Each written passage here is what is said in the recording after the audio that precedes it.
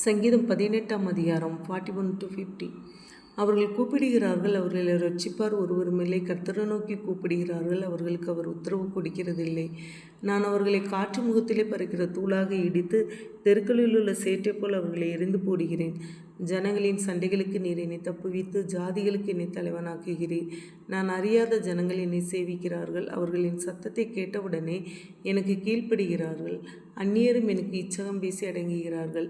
அந்நியர் முனைவிழுந்து போய் தங்கள் அரண்களிலிருந்து தத்தளிப்பாய் புறப்படுகிறார்கள். கர்த்தர் ஜீவனுள்ளவர், என் கன்மலையானவர் துதிக்கப்படுவாராக.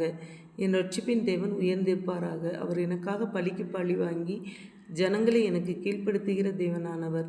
அவரே என் சத்துருக்களுக்கு என்னை விலக்கி விடுவிக்கிறவர். எனக்கு விரோதமாய் எழும்புகிறவர்கள் மேல் என்னை நீர் உயர்த்தி கொடுமையான மனுஷனுக்கு என்னை தப்புவிக்கிறீர்.